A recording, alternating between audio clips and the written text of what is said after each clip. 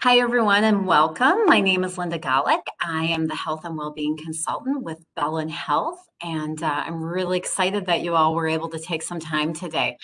This is going to be actually a two-part Lunch and Learn series called Juggle Without the Struggle.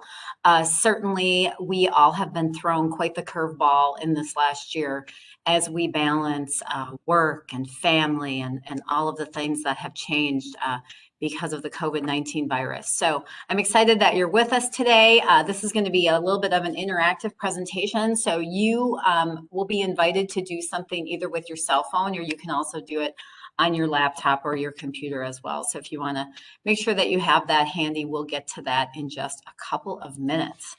So you can see the image here. I think we all have felt like this some days, right? We don't know what our hands are on first, and we certainly wish we could all have an extra set of them. So I'm hoping that today you'll walk away with a couple of tips of some things that you can implement, maybe some food for thought of some things that can help you as you continue.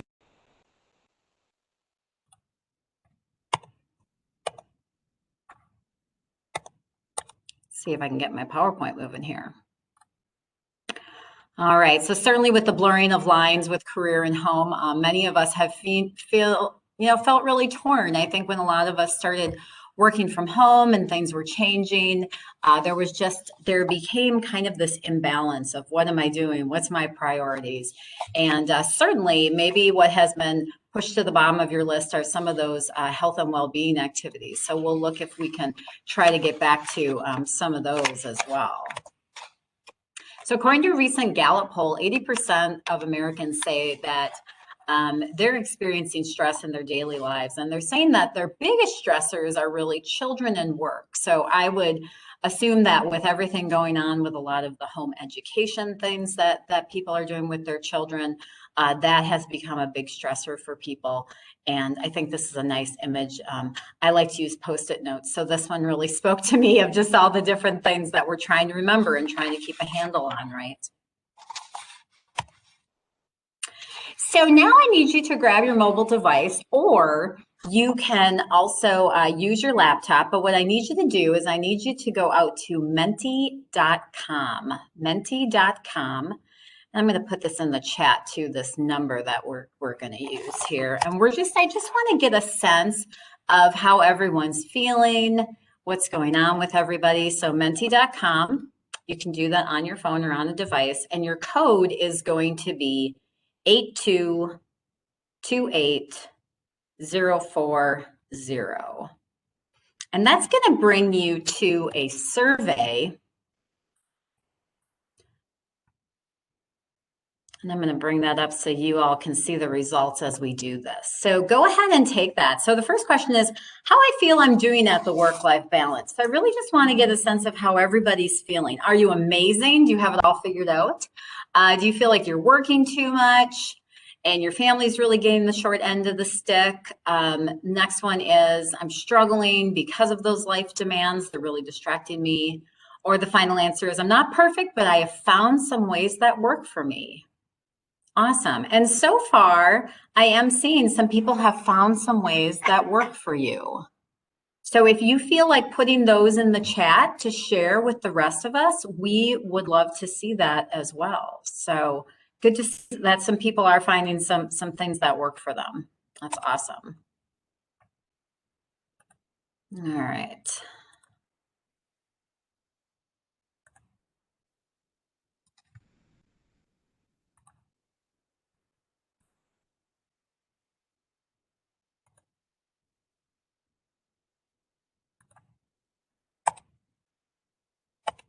I am just trying to get it to the next slide, my friends. Okay, here we go. So the thing that stresses me out the most is, go ahead and put in a word or two. Let's see what is stressing people out the most right now. What is stressing you out?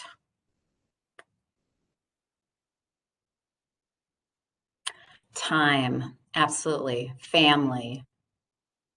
The unknowns. Yeah, we're definitely in a time of uncertainty. We don't know what tomorrow is going to bring to us. The balance, your health. Definitely being at home. Time is expanding. That means more than one person has said time. So we're seeing a common theme there. Health, COVID, definitely personal changes for sure. Absolutely. Thank you for sharing those. It's just good to kind of see what everybody's dealing with right now. And I want you to know that chances are you're not alone. Whatever word that you put in on this, there are probably other people that feel that way too, that they're struggling with those same things. So we're all here trying to support each other together. All right, so the thing that would help me is, this is our last interactive question. What do you think would help you? So thinking about what you are most stressed about, is there something that you believe would help you? And go ahead and put that in. Okay, exercise, I love seeing that because I am the health and well-being consultant. So good, you think that exercise would help you? Awesome, what else? What else do you think would help you? No answer is wrong. It's all what you think might come to assist you during this time. Self-care, a day off a week. Absolutely. Exercise too, schedule exercise daily. Okay. Don't take things so personally. Can't do it all. Yes. And I'm hoping you will take that with you today. If you learn nothing else today, none of us are perfect. We're all just doing the best we can, right? Breathing, reflecting, more family time. Yes, more quality time with family. Awesome, love. Oh, cool. Leaving work earlier, taking days at work. More time. Good. Eat healthier. Yes, absolutely.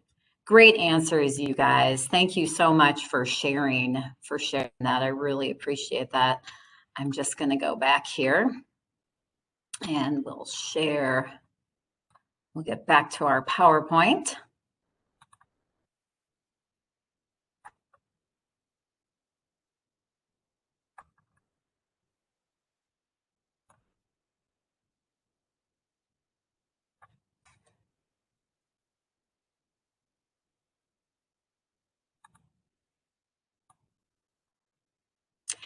So we all know that, in theory, stress is really bad for us, right? When we're under too much stress, look at all the things that tend to happen to us. It diminishes our concentration. It makes us irritable.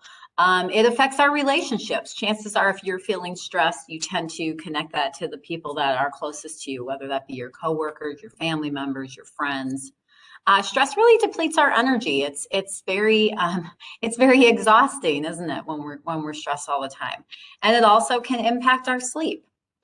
So again, we need to kind of look at this on a health and well-being standpoint. Even further than that, here are the physical things that can happen to us when we're having too much stress and we're not coping with it. So things like high blood pressure, asthma, ulcers, headaches, and back pain.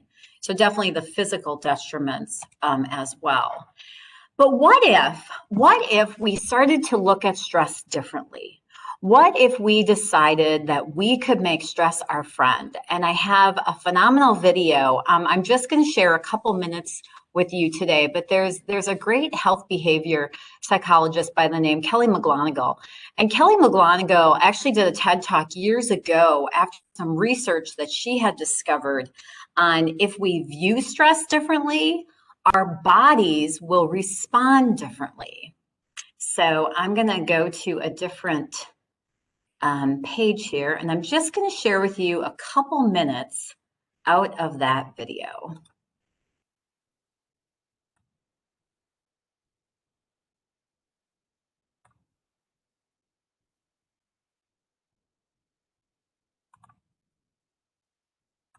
Very well with the pressure. But what if you viewed them instead as signs that your body was energized, was preparing you to meet this challenge? Now, that is exactly what participants were told in a study conducted at Harvard University. Before they went through the social stress test, they were taught to rethink their stress response as helpful. That pounding heart is preparing you for action. If you're breathing faster, it's no problem. It's getting more oxygen to your brain. And participants who learned to view the stress response as helpful for their performance, well, they were less stressed out, less anxious, more confident. But the most fascinating finding to me was how their physical stress response changed. Now, in a typical stress response, your heart rate goes up and your blood vessels constrict like this. And this is one of the reasons that chronic stress is sometimes associated with cardiovascular disease. It's not really healthy to be in this state all the time. But in the study, when participants viewed their stress response as helpful, their blood vessels stayed relaxed like this. Their heart was still pounding, but this is a much healthier cardiovascular profile. It actually looks a lot like what happens in moments of joy and courage. Over a lifetime of stressful experiences, this one biological change could be the difference between a stress-induced heart attack at age 50 and living well into your 90s. And this is really what the new science of stress reveals, that how you think about stress matters. So my goal as a health psychologist has changed. I no longer want to get rid of your stress. I want to make you better at stress. And we just did a little intervention.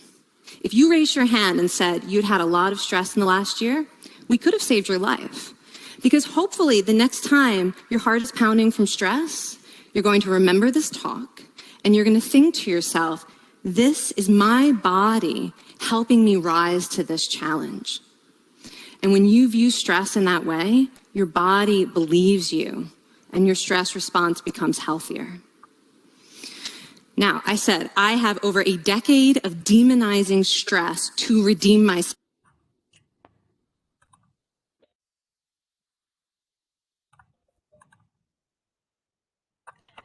So as we can see, obviously stress isn't going anywhere, right? So what we need to do is we need to start looking at it differently in order to help ourselves. So that's why I just really love that TED Talk. And I will send out the link for the entire TED Talk so you can watch the whole thing if you're interested in that, because I think it's a really fascinating thing. She goes on to also talk about how stress actually produces oxytocin in our bodies. And what that does is it makes us want to reach out for connection. So our bodies are actually wired to deal with stress.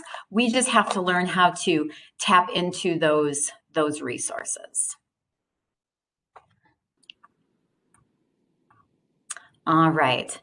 So I do want to address the idea of, part of what you may be feeling is something that we call burnout. So some of you really were talking about in that survey, working too much and you need more time for yourself. And this might be something that you recognize. So when you're really burnt out, you have feelings of energy depletion and exhaustion, increased kind of mental distance from your job.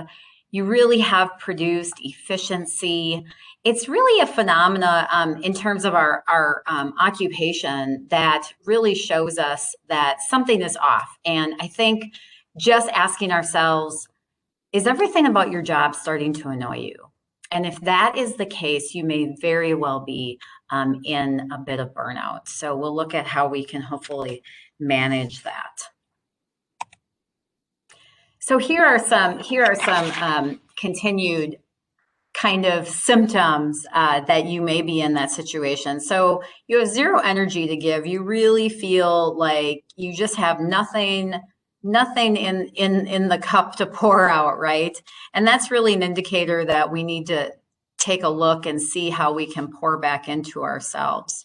So when you have that zero energy to give, you're unmotivated, you just can't concentrate. Those are key indicators.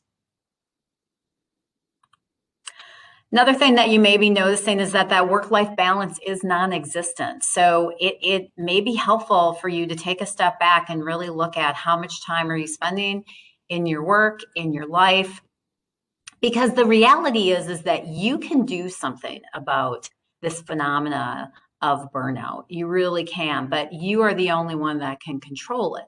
So really taking a look and saying, yeah, I am working too much and I shouldn't be doing emails on a Saturday night or whatever it is. You really have that balance being off. Another kind of symptom is that you eat, sleep, and dream work. It's constantly on your mind. You never get a break from it. You're always in it. And there is a difference between the good stress and the bad stress, but when we're not taking any time for ourselves, there's no time for our bodies and our minds to recover. And that's where, as my dad used to tell me, you're burning the candle on both ends. And what happens is it just gets down to nothing, right? If we're burning on both ends, there's no restorative thing. And that is the type of thing that puts you at risk for additional health items. Another indicator is you're really an irritable mess. And I don't think that any of us want to be that way. And we can start to notice that in ourselves. Like, wow, I'm just really not very nice to people. And I'm really being short with my spouse, or maybe I'm yelling at my kids a lot. I think this picture is kind of a funny image of that. So thinking about how you can start to, pull back in a way so that you're less irritable. So here is going to be your recovery guide, and this is what we're going to kind of go through for the rest of our time today. And then I'll give you a little bit of teaser on what we're going to be focusing on next week. So we do need to put ourselves first. We need to put our health first, because if your body is entirely depleted, it's not going to be able to perform in any kind of way, especially if it's burnt out. So really thinking about how can we incorporate lunch breaks, even if that's something that you're not doing right now, just having a lunch break. Ideally, according to the American Heart Association, if we can get 150 minutes of activity a week, that's really great. If that sounds outlandish to you, even if you can start with 10 minutes a day, just 10 minutes a day, just to do something. Another thing that really may help you, and especially in terms of mood and being short with people and those types of things, is limiting caffeine and sugar. Sometimes we think we need that to keep us going, but at the end of the day, it sometimes makes us a lot more irritable. And then, of course, getting enough sleep, because our body does need that time to rest and restore. So if you can get more sleep, that can really help a recovery process. Be realistic. If you're feeling anxious and overwhelmed, that is not going to disappear on its own. And I would really encourage you to have a conversation with either your leader or a trusted coworker, and not just to vent, but to really be honest and to say, you know what, I'm really in a bad place here. I want to do something about it, and see what you can come up with together for solutions. But being realistic, because again, none of us are perfect, and we all do need to be paying attention to how much balance we can maybe try to strive for. Also, I encourage you to take a vacation. Now, granted, I know we still have COVID-19 floating around us, so you may not feel comfortable, going far, but don't leave your vacation on the table. Even doing some local exploring, or doing like a stay vacation at home, but really vowing to not do work during that time, can really do wonders for your mindset. And just a reminder that the business will survive without you. And I know that some of you have extremely important roles. We all do in one way, shape, or another, but everybody needs to take a break. And so don't leave that vacation on the table. Make sure that you are taking some time off. So in the workplace, here's some coping mechanisms for trying to kind of manage that workload, and also make us feel maybe a little bit emotionally better about what it is we're accomplishing. So set some achievable goals each day. And this can even be just kind of putting some small things on your to-do list, just to make you feel like, yes, I did get something done, and trying to forget about all the things that are still on the list to do tomorrow, but really setting achievable goals each day. Don't put so much on your plate that it is 8 o'clock at night and you're still working because you didn't get to everything on that list. So just something to take into consideration. Really take a look at your work and really make the best use of your time, and think about the nice versus the must-haves. So all of us kind of may be involved in things like, oh, it would be nice if we did this, and it would be nice to do that, and maybe we could have an extra flow chart here and there, but really prioritizing and deciding what those top priorities are will maybe take a few things off of your list. Also talking to your leader about flexibility. If you're feeling very overwhelmed with your children, being home, doing school and some of those types of things, or if you're just really doing some major juggling, and if a little bit of flexibility would make your life easier, don't be afraid to ask for that, because I think now more than ever, leaders are very open to that concept with everything that people are managing. So don't be afraid to look at that. And I think that all of us are hopefully giving each other a little bit more grace during this time. I mean, I certainly have been on meetings where somebody has had a child on their lap, or a child that runs into the frame asking for something. It's going to happen. So don't be afraid to have conversations about that. Give yourself a break. Grace, grace, grace. Okay.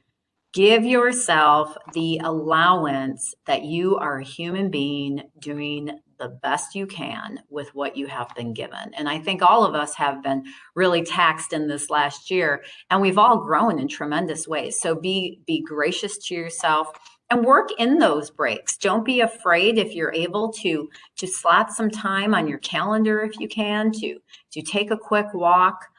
Step away from those computers sometimes if you can. It's really going to benefit your mind and your body. As you're speaking up, remember to offer solutions. Make it more about than I can't do this, I'm overwhelmed. That's why I asked you what would make your stress better. What is something that would help you? Thinking about what would help you, and then having those honest conversations and maybe asking for that assistance. So thinking about solutions and not just the problem. Trying to get in a little bit more life balance, which is really the majority of what I hear people is that work has overtaken life, especially with our in-home working that a lot of us are doing. So unplug and set some boundaries. Really decide for yourself. I think I would do better if I would step away from my laptop by 5 o'clock every day, or I would step away by 6 o'clock, or whatever is reasonable for you. Set some boundaries for yourself, because no one else is going to do that for you. You really are the only one that can do that. So decide what that could look like. Learning to say no. So I think some of us get trapped in the idea of we have to do this for our spouse and this for our children and this for our workplace. And there's all these things like we just feel like we have to say yes to, or we're going to disappoint someone. And the reality is sometimes you have to say no. And I had a great coworker years ago that taught me this early on in life, just even in terms of like personal obligation. She taught me that you don't have to say yes to every bridal shower you're invited to during the summer and those types of things. Like really decide what's important to you, and then say no to things, because saying no to some things gives you the space to say yes to the things you really want to say yes to. And that's important. Divide and conquer. Use your family members in a nice way, but use them to help you. Can your spouse do extra things for you? Can your children help out? And, even if your children aren't loading the dishwasher perfectly or folding the laundry just right, it still is a help, and it's going to make them feel valued and make them feel important.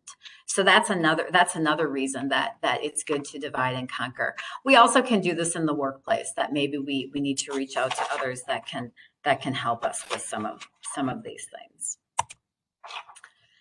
Be active at home, be active with your families, learn to get up and take breaks, go outside, play with your kids, get in the snow. I think we're getting a snowstorm tomorrow, so this could be a perfect opportunity for all of us.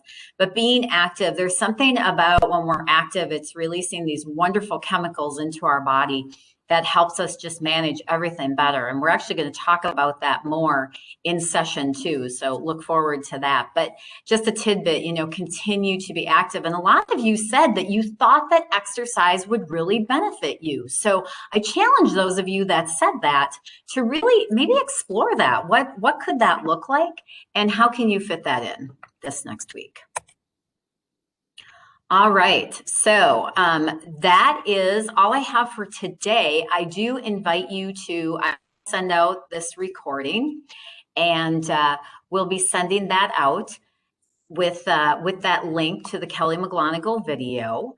And feel free to connect with our Lifesaver Wellbeing series as well. You can look us up on different social medias, or you can email out to me here. But before I let you go, I would love all of you to just put one thing in the chat that you are going to work on this week. What is one thing that you are going to do to try to create some balance this week? What is your one idea? Setting one little thing. Ooh, saying no to all of it. Okay, love that. More movement, fabulous. Exercise, great. Trying to take more breaks. Spending time with my husband, awesome. Taking a nap, yay, I love naps. Less technology, good, you guys. Time to turn off the computer, perfect. Love hearing all of that. Exercise, family time, beautiful. Beautiful ideas, you guys. Well, I really appreciate you being with me today. I really hope I get to see all of you, same time, same place, next week, Wednesday at noon. We will do part 2. I have some great content. We're going to really dig into the science of well-being and the backing behind that, on why that makes such a huge difference. And then I have an incredible story of resilience to share with you that I think will inspire you all. So have a wonderful day to all of you, and I hope I get to see you next week. Take care.